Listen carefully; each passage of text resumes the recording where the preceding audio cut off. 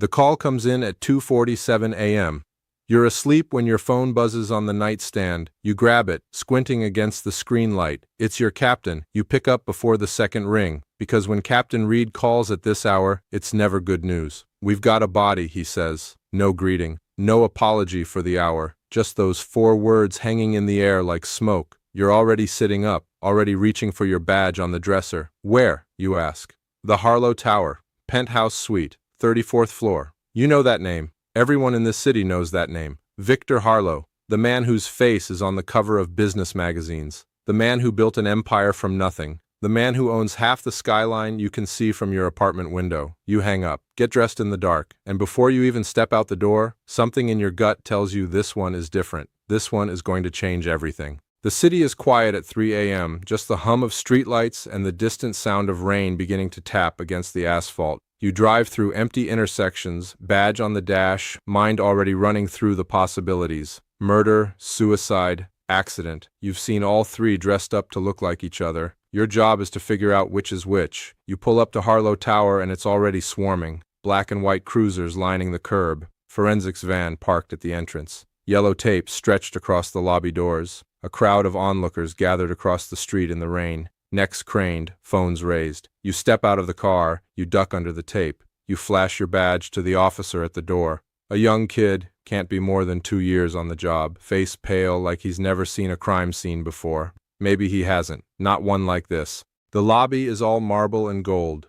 High ceilings, a chandelier the size of a small car. The kind of building that reminds you why money makes people dangerous.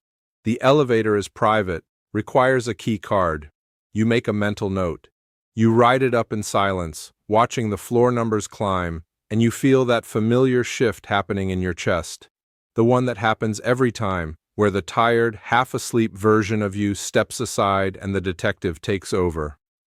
The elevator opens directly into the penthouse, and you step into the most expensive crime scene you've ever stood in. Floor-to-ceiling windows wrap around 3 sides of the room, giving you a view of the entire city glittering below. Rain is starting to streak down the glass. There's a long dining table set for 2. Candles burned down to the wick. 2 glasses of red wine, one barely touched, one completely full. An open bottle of Bordeaux sitting between them. 1987. You don't know much about wine, but you know enough to know that bottle costs more than your monthly rent. There's soft jazz still playing from somewhere, some invisible speaker system. Someone forgot to turn it off. And on the marble floor, face down, is Victor Harlow, 52 years old, worth somewhere north of $4 billion. And right now he's just a body at your feet. You don't rush. You never rush.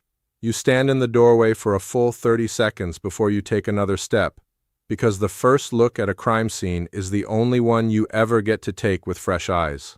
After that, every step you take, everything you touch, every theory you form, it starts to color the picture.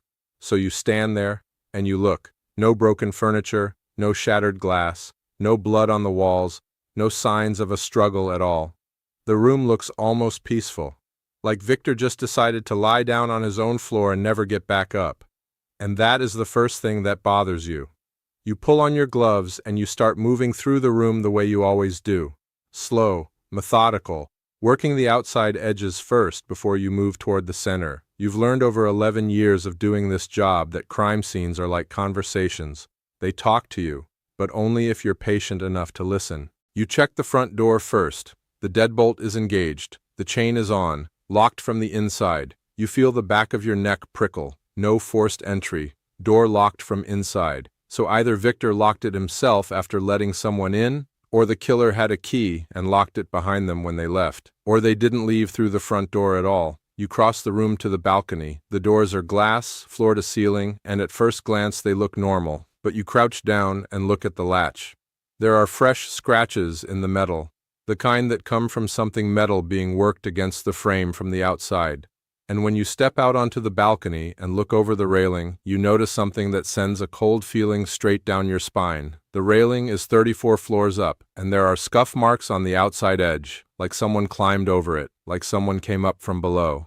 You stand there in the rain for a moment, looking down at the city far beneath you, and you feel the weight of what that means settling into your chest. This wasn't a crime of passion. This wasn't someone who snapped in the heat of the moment. Whoever did this planned it, carefully, methodically. They climbed the outside of a 34-story building in the middle of the night to get to this man, which means Victor Harlow didn't just have an enemy, he had a predator. Back at the precinct by 7 a.m., you spread everything out on your desk. Crime scene photos, financial records, phone logs, the coroner's preliminary notes, blunt force trauma to the base of the skull, likely from a single strike. Death was fast. Probably didn't even see it coming. You pour your first coffee of the morning, sit back in your chair, and you stare at the board. 3 names, 3 people who had access to Victor Harlow's private elevator key card. 3 people who had reason to be in that building. The first is Daniel Reeves, 55 years old, business partner, co-founder of Harlow Dynamics. The 2 men built the company together 20 years ago, though if you read the profiles, it's always Victor who gets the credit. Victor's face on the covers, Victor's name on the building, and now, according to the company's legal structure, Daniel Reeves stands to inherit a controlling 60% stake in the company upon Victor's death. 60%. You circle his name. The second is Maya Solis, 31 years old, Victor's personal assistant for the past 4 years. She knew his schedule better than he did. She had his key card, she had his trust, and she sent him a text message at 11:04 p.m., less than 4 hours before his body was found. You read the message again. We need to talk. Tonight. It can't wait. You circle her name. The third is Catherine Harlow, Victor's wife, 48 years old, married for 19 years. 3 weeks ago, she filed for divorce, citing irreconcilable differences, requesting half of everything. And then 6 days later, she withdrew the filing. No explanation, no comment from her attorney. She just stopped. You stare at her photo for a long time. Then you circle her name too. 3 suspects, 3 motives, and a dead man who, by every account, was one of the most powerful people in this city. You take a long sip of your coffee. Somewhere in these 3 files is the truth. You can feel it. You just have to be willing to dig until you find it. You bring Maya in first. She's composed when she sits down across from you, back straight, hands folded on the table. Dark circles under her eyes but no sign of tears. She looks like someone who is working very hard to appear calm, and almost pulling it off. You don't say anything right away. You set a printed copy of her text message on the table between you. Slide it across slowly. Let her read it even though she already knows exactly what it says. Then you sit back, and you wait. I sent it, she says. Her voice is steady. But I never went there. What did you need to talk to him about? You ask. Something I can't discuss without legal counsel. You nod like that's completely fine, like you're not bothered at all. Where were you between 11 p.m. and 3 a.m.? She reaches into her bag and slides a paper receipt across the table. A pharmacy, 6 blocks from Harlow Tower, time-stamped 11:43 p.m. The pharmacist on shift can confirm she was there for almost 20 minutes. You write it down. You say nothing. The silence stretches out between you and you let it. Because silence is the most underrated interrogation tool there is. People can't stand silence. It feels like an accusation. It feels like a dare. And eventually, almost everyone fills it. Maya fills it after 43 seconds.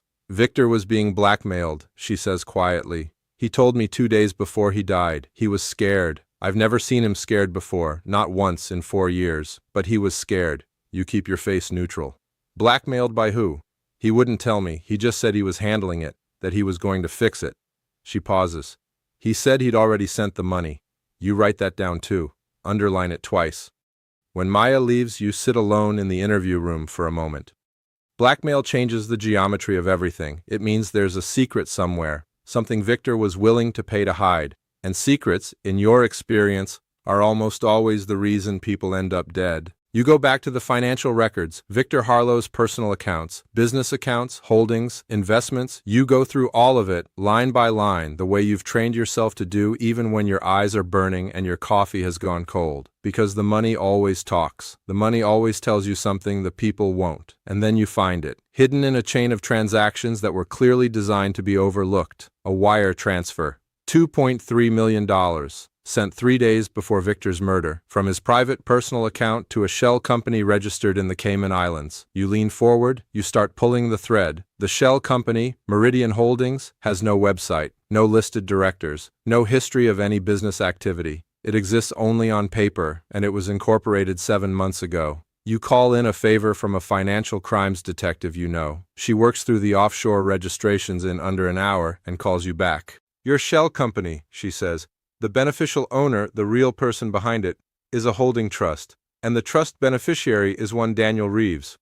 You set your phone down on the desk. Daniel Reeves, the business partner, the man who was supposed to be Victor's closest ally for 20 years. Victor Harlow wasn't just being blackmailed by a stranger. He was being extorted by someone he'd built his entire empire with. You dig into it further. 7 months of financial forensics spread across your desk, and what you find is a pattern of fraud going back almost 4 years. Millions of dollars siphoned out of Harlow Dynamics through a series of ghost contracts and inflated vendor payments. All of it traced back to accounts that ultimately connect to Daniel Reeves. Victor must have found out. Maybe recently. Maybe he confronted Daniel. Maybe he gave him a choice. Pay back the money and disappear quietly, or face criminal charges, and Daniel made a different choice entirely. You pick Daniel Reeves up at 4 p.m. He's at his office on the 22nd floor of a building 2 blocks from the one where his partner died. He's wearing a dark gray suit and a watch that probably costs more than your car. His secretary tries to tell you he's in a meeting. You show her your badge and walk past her without breaking stride. Daniel is standing at the window when you walk in. He turns around and his expression does something complicated. Surprise, then control, then that smooth, polished blankness that men like him practice their whole lives. Detective, he says. I've been expecting someone to come by. Victor was a close friend, a tragedy. You don't respond to that. You pull a chair from in front of his desk, sit down without being invited to, and you open your folder. You lay the wire transfer document on his desk. Then the Meridian Holdings Incorporation records, then 4 years of ghost vendor invoices with his digital signature buried in the metadata. He looks at the documents. He looks at you, and you watch something happen behind his eyes, the calculation running, the odds being weighed, the mask starting to slip just slightly at the edges.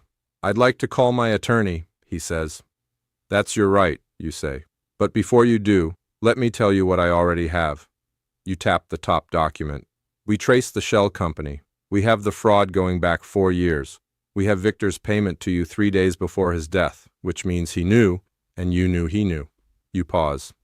And we have rope fibers found on the balcony railing of the penthouse, fibers that match a specific model of climbing rope sold at exactly one outdoor equipment store in this city. You slide the last document across, a purchase record, his name, his credit card, 48 hours before the murder. You want to tell me what you needed climbing rope for, Daniel? The attorney gets called, lawyers descend. The interview becomes a formal interrogation that lasts 4 more hours. But it doesn't matter how long it takes or how many times his attorney tells him not to speak, because Daniel Reeves is already broken. You saw it the moment you put that purchase record on his desk. You saw it in the way his jaw tightened and his eyes went somewhere far away.